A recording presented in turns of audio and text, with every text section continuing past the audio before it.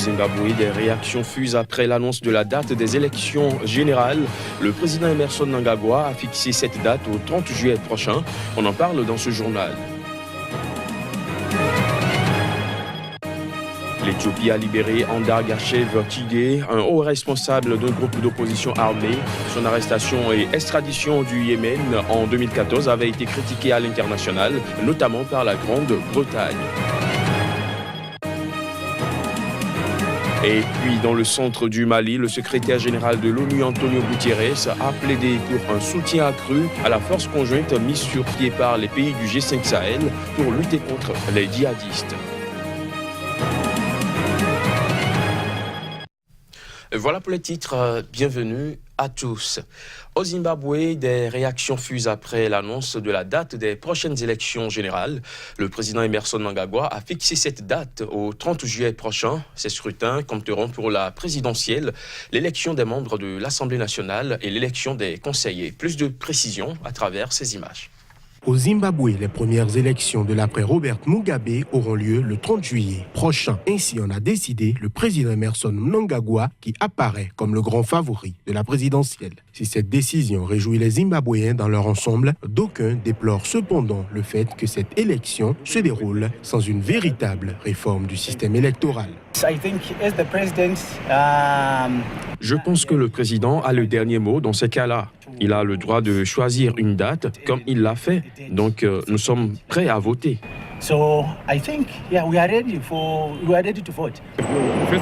Premièrement, nous sommes battus pour le vote de la diaspora. Nous voulions la démilitarisation de la commission électorale. L'armée, les agents de sécurité ne devraient pas s'immiscer dans le processus électoral.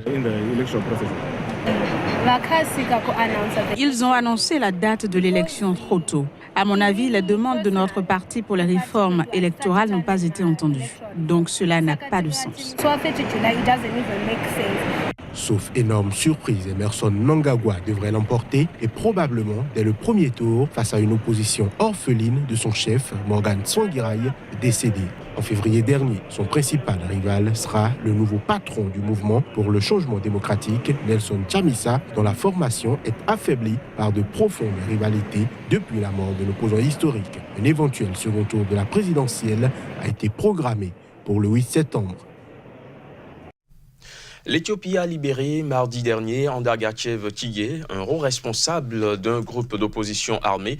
Son arrestation et extradition du Yémen en 2014, on se souvient, avait été critiquée par la communauté internationale, notamment par la Grande-Bretagne. Les détails. Des centaines de prisonniers ont été graciés la semaine dernière et ont quitté leur prison en Éthiopie. Au total, ils sont plus de 500 prisonniers à avoir été libérés. Parmi eux, Andar Gachev Tigé, un anglo-éthiopien par le passé haut responsable d'un groupe d'opposition armée. Londres avait critiqué le Yémen pour avoir arrêté Andar Gachev à l'aéroport de Sanaa et l'avoir renvoyé en Éthiopie. L'homme responsable du groupe Jimbo 7 est le plus connu des dissidents libérés depuis que Abiy Ahmed est devenu Premier ministre en avril. En effet, le groupe Jimbo 7 est considéré comme terroriste par Addis Abeba. Et l'Éthiopie avait accusé Andar Gachev de formater des attaques et d'entraîner des groupes d'opposition en Érythrée voisine. Des organisations de défense des droits de l'homme ont par le passé reproché à l'Éthiopie d'utiliser le groupe Jimbo 7 comme prétexte pour poursuivre des hommes politiques et des journalistes opposés au régime de parti unique du Front démocratique révolutionnaire des peuples éthiopiens. L'Éthiopie a libéré des milliers de prisonniers dans le cadre d'Amnesty depuis le début de l'année. Dans ce pays, le deuxième plus peuplé d'Afrique, l'état d'urgence est en vigueur depuis la démission d'Haïlé Mariam en février. En Tunisie, le Premier ministre Youssef Chahed, secoué depuis plusieurs semaines par une contestation, y compris au sein de son propre parti, a défendu son bilan. Une sortie au cours de laquelle le chef du gouvernement tunisien a souligné que la croissance avait dépassé les 2,5% au premier trimestre 2018. Reportage. Dans un discours retransmis à la télévision où il défendait son bilan, Youssef Chahed a souligné que son gouvernement a rempli ses obligations en matière de stabilité, sécurité, lutte contre le terrorisme et relance du tourisme. Selon lui, la croissance qui avait timidement repris en 2017 après des années de marasme, notamment liée à la chute du tourisme, avait atteint 2,5% sur les 4 premiers mois de 2018 et devrait dépasser les 3% au deuxième trimestre. Le Premier ministre tunisien a cependant admis que le gouvernement avait échoué dans certains domaines, mentionnant notamment la chute du dinar. Il a réitéré son engagement à réformer les caisses sociales et les entreprises publiques largement déficitaires. Le chef du gouvernement tunisien a effectué cette sortie médiatique alors qu'il est secoué depuis plusieurs semaines par une contestation, y compris au sein de son propre parti. Youssef Chahed, 42 ans, issu du parti présidentiel Nida Tounes, a été nommé en août 2016 à la tête du gouvernement d'union nationale. Il est également soutenu par le parti islamiste Ennahda, partenaire de la coalition gouvernementale. La puissante centrale syndicale UGTT et le chef de Nida Tounes, Hafed Kaïd Essebsi, fils du président tunisien Béji Kaïd Essebsi, réclame le départ de Youssef Chahed en arguant des difficultés économiques du pays. Le secrétaire général de l'ONU, Antonio Guterres, était hier mercredi à Mopti, dans le centre du Mali, au second jour de sa visite dans ce pays où les Nations Unies mènent actuellement leur plus périlleuse mission de paix. Le patron de l'ONU a expliqué sa visite dans ce pays par sa volonté de passer la journée internationale des casques bleus, le 29 mai donc, avec les hommes et femmes courageux qui servent dans la mission des Nations Unies, MINUSMA. Les images. L'avion d'Antonio Guterres et sa délégation s'est posé ce mercredi peu avant 11h GMT à Mopti. Il était accompagné dans cette visite par ses secrétaires généraux adjoints aux opérations de maintien de la paix et au soutien logistique, respectivement Jean-Pierre Lacroix et Atul Carré, ainsi que par la directrice de l'UNICEF, Henrietta Fore. Le secrétaire général de l'ONU a été accueilli par le gouverneur de la région de Mopti, le général Sidi Alassane Touré. Une étape prévue à Tombouctou dans le nord-ouest a été annulée en raison des mauvaises conditions météorologiques. Le secrétaire général de l'ONU a expliqué sa visite par sa volonté de passer la journée internationale des casques bleus le 29 mai avec les hommes et les femmes courageux qui servent dans notre mission au Mali, rapporte la MINUSMA.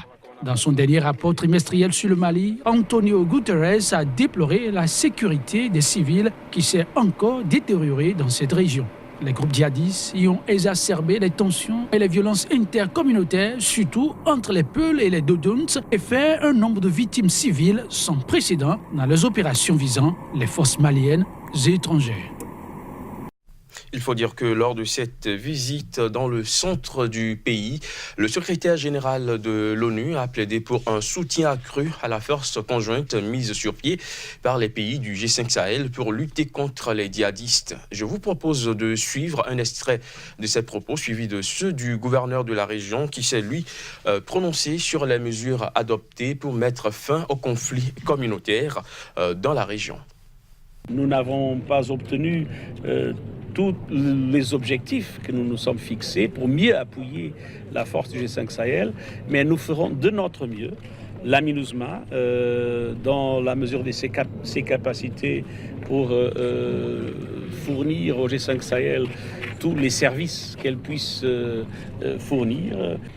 Si le Mali s'effondre, les conséquences en matière de sécurité et en matière de mouvement massif de population envers d'autres régions, ces conséquences seront extrêmement difficiles pour tout le monde. L'appui au Mali est un acte de générosité, est un acte de solidarité, mais c'est surtout un acte d'intérêt intelligent de la part de tous ceux qui pourront être menacés si l'instabilité du Mali se propage dans la région. Nous avons commencé un déploiement dans ce secteur-là, dans le secteur de Koro déjà. Il y a eu un déploiement des forces armées de sécurité dans certaines localités, à Diankabou, à Dinangourou et puis à Djungani. Ce qui va nous permettre de circonscrire ce conflit-là. Ça va nous permettre de circonscrire. Ça va permettre de prévenir aussi d'autres conflits et de mettre fin justement à ce conflit intercommunautaire. Au Soudan du Sud, ravagé depuis 4 ans et demi par la guerre civile et sa litanie d'atrocités, les handicapés font figure de parias, stigmatisés par le reste de la population et laissés à la seule affection de leurs parents. Beaucoup d'entre eux survivent à Juba, la capitale, dans un camp aussi congestionné que sordide où s'entassent 7000 des plus de 4 millions de Sud-Soudanais déracinés par la guerre. Reportage. Omod James a 27 ans, il est aveugle et paralysé du côté gauche. En 2013, il a dû fuir les conflits interethniques dans sa ville de Bor, à 150 km au nord de Juba. C'est ici, dans ce camp de la capitale, qu'il est tombé malade. Quand je suis arrivé, j'allais bien. Je n'avais pas de problème. C'est quand je suis arrivé à Juba que je suis tombé malade et je ne comprends pas pourquoi. Maintenant, je ne peux plus marcher sans béquille. Tout ça m'est tombé dessus, ici, à Juba.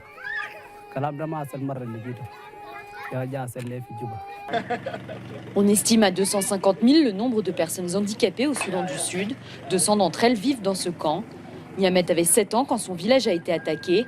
Depuis 4 ans maintenant, elle vit ici dans le camp de réfugiés de Mahad. Cela m'a beaucoup touchée. Elle n'est pas capable de marcher et elle est tout le temps avec moi. Je ne peux pas la laisser seule parce qu'elle ne peut rien faire seule. En 2015, le gouvernement a voté une loi en faveur des personnes handicapées, mais 3% seulement du budget de l'État est destiné à la santé. 15% de la population vit avec un handicap. Mais quand on vient dans un pays comme le Soudan du Sud, le pourcentage est plus élevé parce que tous les jours, des personnes sont blessées et donc le nombre augmente. Si ça continue comme ça, les personnes handicapées seront les plus vulnérables.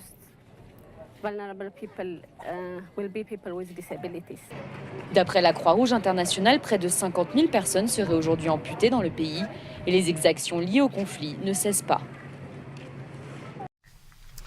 La communauté internationale célèbre ce jeudi la journée mondiale sans tabac. Le slogan retenu cette année est « Le tabac vous brise le cœur ». Ce sera une occasion de rappeler que la cigarette ne s'attaque pas simplement aux poumons. Reportage. La 21e édition de la Journée mondiale sans tabac est l'occasion d'asseoir la conscience sur la santé du cœur. La médecine l'a prouvé depuis longtemps. Les fumeurs sont grandement plus exposés aux infarctus du myocarde et aux accidents cardiovasculaires cérébraux.